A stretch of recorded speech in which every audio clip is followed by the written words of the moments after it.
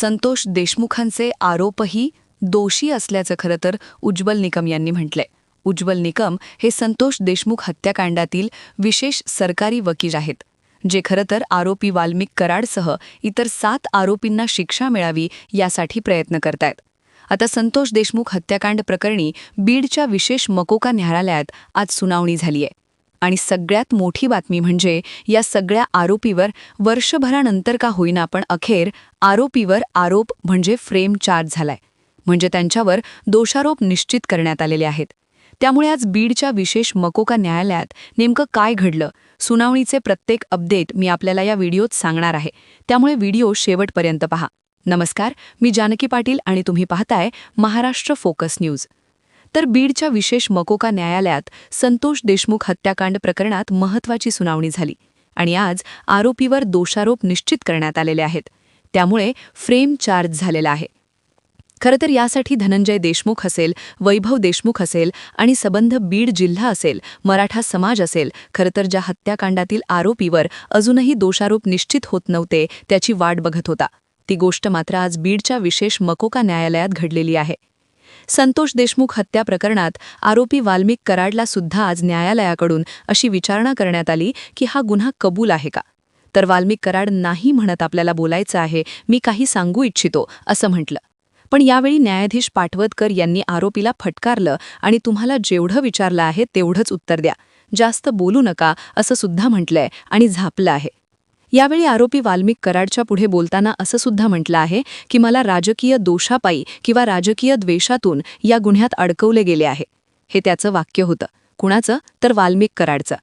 त्यामुळे खरं तर आज वाल्मिक कराड हा एकूणच सुनावणीच्या दृष्टीने सांगायचं झालं तर सेंटीमीटर होता.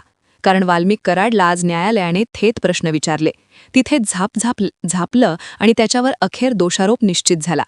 त्यामुळे वाल्मिक कराडबाबत सांगायचं झालं तर त्याला संतोष देशमुख हत्याकांडाचा मास्टरमाइंड म्हटलं जातं.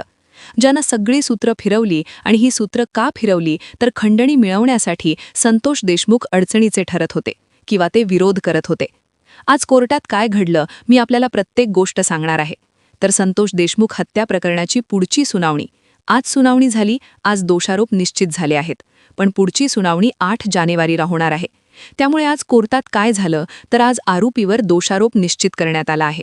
त्यामुळे दोषारोप निश्चित झाल्यानंतर आता खरं तर दोन्ही बाजूच्या वकिलांना युक्तिवाद करावा लागणार आहे. हायकोर्टातले अर्ज निकाली निघालेले आहेत हे सुद्धा आज सरकारी वकिलांनी स्पष्ट केलेलं आहे. याशिवाय 4 नंबरचा आरोपी जो प्रतीक घुले आहे याने आज ॲडव्होकेट बारगजे हे स्वतंत्र वकील दिले. खरं तर या प्रकरणात आरोपीच्या बाजूने वकिलांची पंचायत खरं तर कोर्टात आपल्याला पाहायला मिळते. असे सुद्धा मधल्या काळात भाजप आमदार सुरेश धस यांनी म्हटलं होतं की आरोपीला वाचवण्यासाठी 35 वकील हे वकिली करण्यासाठी रेडी आहेत. त्यांची गँग तयार आहे. त्यामुळे त्यांच्याकडे किती पैसा आहे, त्यांच्याकडून किती एकूणच आपली ताकद लावली जात आहे हे एक वाक्य म्हटलं गेलं होतं. त्यामुळे खरं तर आज आरोप निश्चितीकडे जाण्यापूर्वी ॲडिशनल एव्हिडन्स आम्हाला मिळालेला नाही असा सुद्धा आरोप किंवा अशी सुद्धा मागणी आरोपीच्या वकिलांकडून करण्यात आली. आणि त्यावेळी ते जे ॲडिशनल पुरावे मागच्या सुनावणीत कोर्टात सादर करण्यात आले, जे सहाय्यक सरकारी वकील आहेत बाळासाहेब खोले यांनी ते सादर केले. तर ते ॲडिशनल पुरावे म्हणजे अतिरिक्त पुरावे आपल्याला मिळावेत यासाठी आरोपीच्या वकिलांनी मागणी केली आणि ती बाजू आज कोर्टासमोर मांडली. दुसरी महत्त्वाची गोष्ट होती ती म्हणजे फॉरेन्सिककडे दिलेल्या लॅपटॉपमधल्या कॉपी अजूनही आम्हाला मिळालेल्या नाहीत असं आरोपीच्या वकिलांनी म्हटलं. त्यामुळे जोपर्यंत कॉपी मिळत नाही तोपर्यंत पुरावा ॲक्सेप्ट करता येणार नाही असा युक्तिवाद आरोपीच्या वकिलांकडून करण्यात आला. तर कॉपीज दिल्या जात नाही तोपर्यंत पुरावा रेकॉर्डवर घेऊ नये अशी विनवणी सुद्धा आरोपीच्या वकिलांनी केली. याशिवाय चार्ज फ्रेमच्या आधी आम्हाला त्याच्या प्रती देण्यात याव्यात ही सुद्धा मागणी आरोपीच्या वकिलांनी केली. याशिवाय काय म्हटलंय तर लॅपटॉप फॉरेन्सिककडे आहे हे वाक्य किंवा हा युक्तिवाद पुन्हा एकदा आज विशेष सरकारी वकील उज्ज्वल निकम यांनी केला. खरं तर लॅपटॉप आणि जे पेनड्राईव्ह आहेत किंवा जे अतिरिक्त पुरावे आहेत त्याबाबत सांगायचं झालं तर मागच्या सुनावणीत सुद्धा हाच मुद्दा लावून धरला होता आरोपीच्या वकिलांनी. त्यावेळी सुद्धा सरकारी वकील सहाय्यक सरकारी वकील बाळासाहेब कोल्हे यांनी ठणकावून सांगितलं होतं की त्या लॅपटॉपमध्ये किंवा त्या जे काही पुरावे आहेत त्यामध्ये खरं तर या घटनेचे व्हिडिओज आहेत, त्यात काही एखादी फिल्म नाही. त्यामुळे हे खाजगी पुरावे आहेत, त्याचा गैरवापर होईल. आम्ही एवढा मोठा डेटा देऊ शकत नाही असं आज तपास अधिकाऱ्यांनी सांगितलेलं आहे न्यायालयासमोर आरोपीच्या वकिलांना. त्यामुळे तुमच्याकडे आल्यानंतर तात्काळ आरोपीच्या वकिलांना पूर्तता करावी असं कोर्टाने तपास अधिकाऱ्यांना सांगितलं आहे. पुरावा मिळाल्यानंतर तात्काळ दिलं जाईल असं सुद्धा सरकारी वकिलांकडून आश्वस्त करण्यात आलं आहे. दुसरा मुद्दा म्हणजे पेनड्राईव्ह. पेनड्राईव्हमध्ये काय आहे हे आपल्याला पाहायचं आहे, मला काही दिवसांचा वेळ द्या असं आरोपी प्रतीक घुलेचे नवीन वकील आहेत त्यांनी म्हटलंय. शिवाय याला बराच कालावधी गेलेला आहे. हे असं व्हायला नको होतं. वारंवार वकील बदलून तेच कारण दिलं जातं हे मत मांडत कोर्टाने खरं तर नाराजीसुद्धा व्यक्त केली. कारण आरोपीच्या बाजूने कायम वेळ काढूपणा केला जात असल्याचा ठपका हा सरकारी पक्षाचा असेल, संतोष देशमुख कुटुंबियांचा असेल, तो आपल्याला अनेकदा पाहायला मिळालाय. त्यामुळे न्यायालयाला विनंती आहे, मला 1 दिवसाचा तरी वेळ द्या असं प्रतीक घुलेचे आजच्या नव्या वकिलांनी म्हटलंय. आज दिवसभरात तुम्ही पाहून घ्या असं कोर्टाने त्यांना सांगितलेलं आहे. तर सगळ्या आरोपींना आत्ताच विचारणा केली जात आहे. कुणाला वकील बदलायचा आहे का, कुणाला वकील बदलायचा आहे का, हा कोर्टाचा सवाल होता. कारण आज प्रत्येक जण जो आरोपी क्रमांक 4 आहे त्याने आज आपले वकील बदलले आहेत. त्यामुळे सगळ्या आरोपीचे वेगवेगळे वकील असतील असं आरोपी वाल्मिक कराड यांनी त्यावर उत्तर दिलेलं आहे. आणि मग त्याच्यावरती आम्हाला सुद्धा वकील बदलायचे आहेत असं सर्व आरोपीचे वकील बदलण्यासंदर्भात एक उत्तर दिलेलं आहे. त्यामुळे एकूणच या वकील बदलाच्या रणनीतीमध्ये काय असेल तर वेळकाढूपणा आहे. म्हणजे एखादा ट्रायल, एखादा खटला जेव्हा सुरू होतो त्यावेळी त्या खटल्यामध्ये किती अडथळे टाकता येऊ शकतात, तर त्या दृष्टीने आरोपीकडून प्रयत्न केला जातोय का, हा सुद्धा मुद्दा इथे उपस्थित होतो. यावर माननीय न्यायालयाने हा चार्ट फ्रेम करावा अशी मागणी विशेष सरकारी वकील उज्ज्वल निकम यांनी लावून धरली. तर तिकडे आरोपीच्या वकिलांनी म्हटलं की हा असा जमाना आहे की इथे काहीही होऊ शकतं, त्यामुळे आपल्याला अधिकचा वेळ मिळावा असा आरोपी प्रत्येक गुन्ह्याचे जे नवीन वकील आहेत त्यांनी आज युक्तिवाद करताना म्हटलं. तर प्रत्येक तारखेला असं व्हायला नको असं कोर्टाने ठणकावून सांगितलं. कारण आपल्या विरोधात खंडणी मागणे, मारहाण करणे, अपहरण करणे, हत्या करणे, जो खंडणीचा आड येईल त्याला संपवणे असे वातावरण जेव्हा तुम्ही सर्व आरोपी यांनी तयार केलंय, तर या संदर्भात तुमच्या विरोधात विविध कलमान्वये गुन्हे नोंदवलेले आहे. त्यामुळे एकत्रितपणे समान उद्देशाने आपण गुन्हे केलेले आहेत आणि पुरावेसुद्धा नष्ट केलेले आहेत. त्यामुळे आपल्या विरोधात विविध कलमान्वये गुन्हे नोंद आहेत.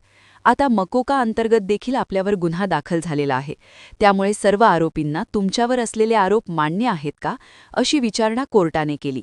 आणि एकूणच कोर्टाने या वकील बदलण्याची जी रणनीती आहे आरोपीची ती आणि ओव्हरऑल त्यांचा जो रेकॉर्ड आहे, जो तपास अधिकाऱ्यांकडून खरं तर कोर्टासमोर पुराव्यानिशी सादर करण्यात आलेला आहे, त्यावर भाष्य केलं आणि आरोपींना अशी विचारणा केली की तुम्हाला तुमच्यावरचे आरोप मान्य आहेत का. तर यावर उत्तर देताना वाल्मिक कराडने 4 वेळा इतर आरोपीसकट आपल्याला हे आरोप मान्य नसल्याचं म्हटलंय. म्हणजे त्याला त्याचे आरोप मान्य नाहीयेत असं त्याने स्पष्ट केलं. आणि त्यावर त्याचं असंही म्हणणं होतं की मला आणखी बोलायचं आहे, मला काहीतरी बोलू द्या. पण वाल्मिक कराडची आज बोलतीही खरं तर न्यायमूर्तींनी बंद केली. कारण आता फक्त हो किंवा नाही एवढंच सांगा, जेवढं विचारलं आहे तेवढंच बोला असं कोर्टाने ठणकावून सांगितलं. त्यामुळे खरं तर वाल्मिक कराडबाबत सांगायचं झालं तर वाल्मिक कराड हा या प्रकरणाचा मास्टरमाइंड आहे. वाल्मिक कराड ही अशी एक व्यक्ती आहे जी खरं तर जीवन सामाजिक आणि राजकीय वर्तुळात आपले एक नाव कमावलं होतं आणि तेच नाव बदनामीच्या दिशेने कसं जाईल तर त्याला कारणीभूत ठरणारं हे संतोष देशमुख हत्याकांड आहे. कारण याच वाल्मिक कराडमुळे धनंजय मुंडेसारखा नेता, ज्याला खरं तर 12-13 वर्षांच्या राजकीय कारकिर्दीत विरोधी पक्ष नेतेपद मिळालं, विधान परिषदेचे 2 वेळा कॅबिनेट मंत्रीपद मिळालं, पण याच वाल्मिक कराडमुळे धनंजय मुंडे यांना आपल्या पालकमंत्रीपदावर पाणी सोडावं लागलं, आपल्या मंत्रिपदाचा राजीनामा द्यावा लागला. म्हणजे कॅबिनेट मंत्रीपद त्याचा राजीनामा फडणवीसांनी त्यांचा घेतला. कारण काय होतं तर हा वाल्मिक कराड होता जो या प्रकरणातला मास्टरमाइंड मानला जातो. आता मी सांगणार आहे की वाल्मिक कराडबाबत कोर्टात काय घडलं. तर वाल्मिक कराड हा, मी सुरुवातीलाच असं म्हटलं की वाल्मिक कराड हा आजच्या काळातलं सेंटर ऑफ अट्रॅक्शन म्हणू शकतो, एका वाईट अर्थाने. कारण आजची सुनावणी ही दोषारोप निश्चित करण्यासंदर्भात होती. पण वाल्मिक कराडने कुठेतरी एक नवी रणनीती आखली आणि त्याच्यावरती त्याला काही बोलायचं होतं. हा खरं तर वेगळा मुद्दा असेल. पण संतोष देशमुख हत्याकांड प्रकरणातल्या वाल्मिक कराडला न्यायालयाने आज बोलूच दिलं नाही. कारण वाल्मिक कराडला न्यायालयाने फटकारलं. आरोपी वाल्मिक कराड काय केलं न्यायालयाकडे बोलण्याची इच्छा व्यक्त करून दाखवली की मला बोलू द्या, मला काहीतरी सांगायचं आहे. आणि त्याचा जो आरोप होता की माझ्यावर राजकीय द्वेषातून हे सगळं कट रचला गेलं आणि मला अडकवलं गेलं, हे वाल्मिक कराड यांचं म्हणणं आहे. पण त्याला न्यायालयाने फटकारलं आणि न्यायालयाने स्पष्ट सांगितलं की तुम्हाला जेवढं विचारलं जात आहे तेवढंच तुम्ही बोला. म्हणजे काय तर आज आरोपीवर दोषारोप निश्चित झालेत. त्यामुळे ज्यावेळी दोषारोप निश्चित होत असते त्यावेळी न्यायमूर्ती त्यांच्यावर असलेले म्हणजे आरोपीवर असलेले जे आरोप आहेत ते वाचून दाखवतात आणि मग ते न्यायमूर्ती संबंधित आरोपींना त्याबाबत विचारणा करतात. आणि मग त्यावेळी खरंतर आरोपींनी वाल्मिक कराड असेल आणि इतर जे 7 आरोपी आहेत यातलं महत्त्वाची बाब म्हणजे कृष्णा आंधळे हा आरोपी अजूनही फरार आहे, बेपत्ता आहे. त्याच्याबाबत अजूनही तपास यंत्रणांना काही हाती लागलेला नाही किंवा तो सापडलेला नाहीये. त्यामुळे ही सुद्धा कायदा सुव्यवस्था आणि विशेषतः तपास यंत्रणेवर प्रश्नचिन्ह निर्माण करणारी गोष्ट आहे. पण या सगळ्या प्रकरणात एक गोष्ट निश्चित झालीये, ज्याला खरंतर वर्षभराने का होईना देर आये दुरुस्त आये म्हटलं तर चालेल, की आज कोर्टामध्ये दोषारोप निश्चित झालेले आहेत आणि वाल्मिक कराडसह इतर जे आरोपी आहेत म्हणजे विष्णू साठे असेल, सुदर्शन होले असेल, प्रतीक घुले असेल, जे इतर आरोपी आहेत त्यांच्यावर खरंतर दोषारोप निश्चित झालेले आहे. त्यामुळे आता खरंतर यांच्यावरती जर आरोप निश्चित झालेत याचा अर्थ यांनी हा कट केलेला आहे, ही सगळी घटना यांच्या हातून घडलेली आहे. आणि त्याचे पुरावे जर सांगायचे झाले तर मधल्या काळात आलेले फोटो आणि त्याआधी खरंतर मानवतेवर प्रश्नचिन्ह निर्माण करणारं किंवा माणुसकीला काळीमा फासणारं असं हे एक हत्याकांड आहे, ज्याने खरंतर माणुसकी जिवंत आहे का असा सवाल उपस्थित करायला लावला. त्यामुळे हे सगळं आजच्या सुनावणीत घडलं आणि आजच्या सुनावणीनंतर खरंतर ज्यावेळी विशेष सरकारी वकील उज्ज्वल निकम हे बाहेर आले आणि त्यांनी माध्यमांशी संवाद साधला त्यावेळी त्यांनी काय माहिती दिली तर ते सुद्धा अत्यंत महत्त्वाचं आहे.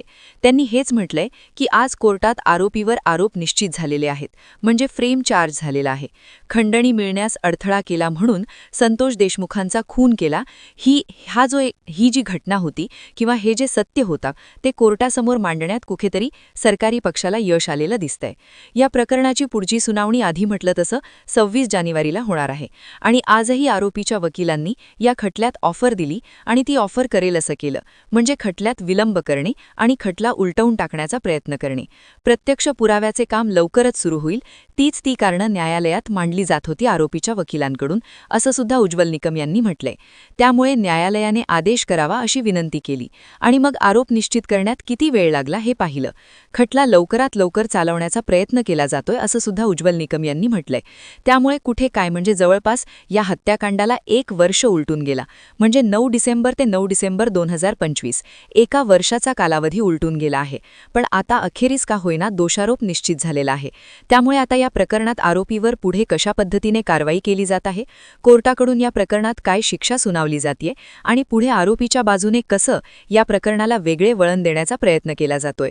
कारण आपल्याला आठवत असेल तर मागच्या सुनावणीत थेट उज्ज्वल निकम यांच्या वकिलीवर आक्षेप घेण्यात आला होता आणि प्रतीक घुले असेल, सुदर्शन होले असेल यांनी थेट उज्ज्वल निकम यांना बदलण्यात यावं कारण ते एका राजकीय पक्षाशी निगडीत आहेत आणि त्याचा खटल्यावर परिणाम होतो असं म्हटलं होतं.